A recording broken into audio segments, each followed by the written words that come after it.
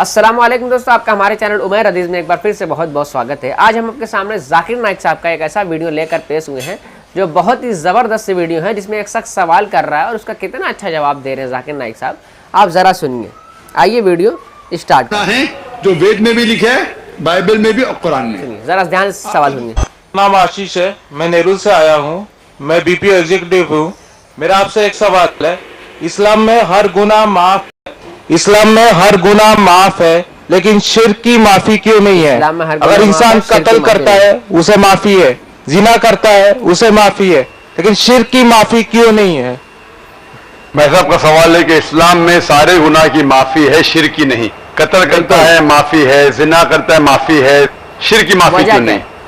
Reason क्या है? आप कुरान मजीद के बारे में जिक्र कर रहे हैं जो सूरह निसा में है, सूरह नंबर 4 आयत नंबर 48 और आयत नंबर 116।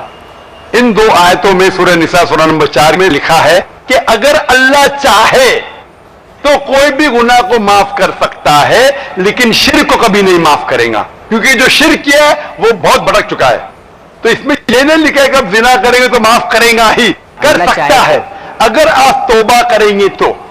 अगर आप तौबा करते हैं कि मैंने जिना किया हूं, मैंने कत्ल किया हूं, मुझे माफ कर दे और इंशाअल्लाह मैं आइंदा नहीं करूंगा, तो अल्लाह माफ करेगा। उसी तरीके से शिर्क भी, अगर आप शिर्क करते हैं और अल्लाह से माफी मांगते हैं कि मैं अगली बार शिर्क नहीं करूंगा, तो अल्लाह शिर्क को भी माफ कर सकता है, लेकिन शिर्क की हालत में मरेंगे तो माफी नहीं है। आप मुशरिक जैसा मरेंगे, शिर्क करते हुए मरेंगे तो माफी नहीं। अगर आपने शिर्क किया, लाइक आज आप देख रहे हैं, कल भी परसों भी कितने गैर मुस्लिम बुत परस्ती करते थे, शिर्क करते थे, मूर्ति पूजा करते थे, अभी मुस्लिम बन गए। अल्लाह ताला बेशक माफ करेगा। और जिस दिन आप इस्लाम कबूल किए, आपके पिछले गुनाह सारे माफ, आपका स्लेट क्लीन। मैं माशाअल्लाह अभी 46 साल का हूं, अच्छे काम करता हूं, 46 साल, इंसान हूं, गलतियां भी करता हूं। आप अगर इस्लाम कबूल करें, आपका स्लेट क्लीन। मेरे तो स्लेट में तो काफी चीज ऊपर नीचे है। अगर आप इस्लाम कबूल करें तो अल्लाह के रसूल फरमाते आपके सारे गुनाह माफ, स्लेट इज क्लीन। तो आप एक साफ सुथरे मुसलमान बनते, इसके बाद हिसाब किताब शुरू होगा। तो अगर आप मूर्ति पूजा करते थे, नहीं करेंगे तो क्यों माफी नहीं? सबसे बड़ा गुनाह है, क्योंकि अगर आप जिना करते गलत है, आप रेप करते गलत है, लेकिन आप उस इंसान को चोट पहुंचा रहे। आप अगर कत्ल करते गलत करते, लेकिन अगर मूर्ति पूजा करते तो उस खालिक के नाफरमान हैं, उस खालिक को गाली देने से फर्क नहीं पड़ता है।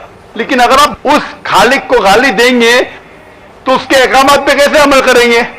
आप उसके बताए रास्ते पे भी नहीं चलेंगे, आपका नुकसान होगा। तो आपके नुकसान को रोकने के लिए खुदा कहता है कि मूर्ति पूजा मत करो, कि मूर्ति पूजा करेंगे तो आप उसके जो अहकामात पे अमल नहीं करेंगे, आपको नुकसान होगा, उसके साथ साथ और भी गुनाह करेंगे। इसीलिए मूर्ति पूजा करने वाला सबसे ज्यादा बहका हुआ इंसान है। लेकिन अगर आप गलती के लिए माफी मांगते हैं और कहेंगे कि अगली बार नहीं करेंगे, तो अल्लाह ताला आपको माफ करेगा। मैं पूछना चाहता हूं, आप मूर्ति पूजा में मानते भाई साहब?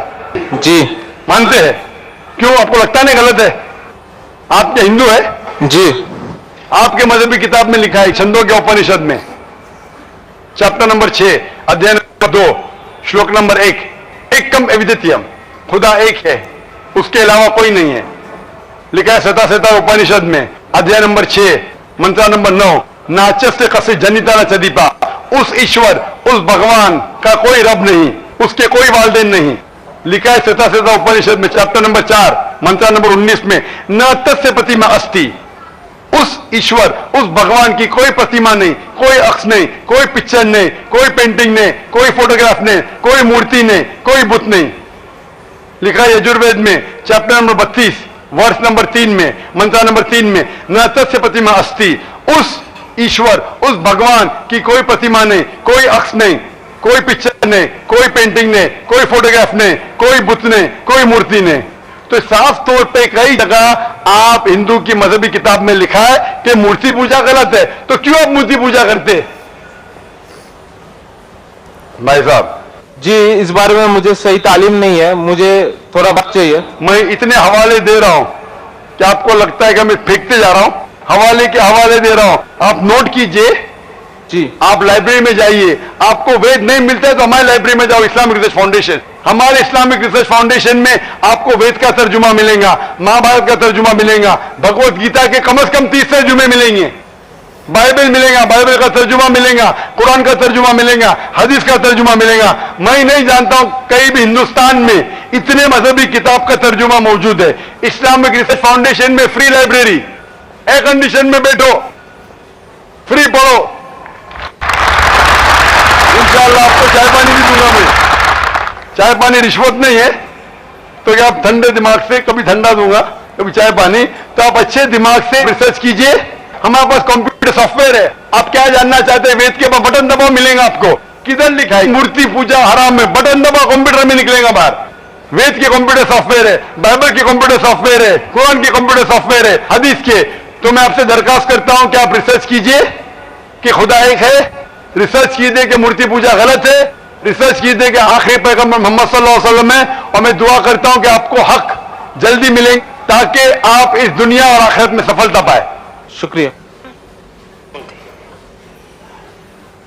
तो आपने सुना कि इस शख्स ने सवाल किया था कि आखिर सारी चीज़ें अल्लाह ताला माफ़ कर सकता है, शिर्क क्यों नहीं माफ़ कर सकता। इतना अच्छा जवाब दिया जाकिर नाइक साहब ने, और ये भी कहा कि इस्लामिक रिसर्च फाउंडेशन में आप आकर रिसर्च कर सकते हैं आराम से।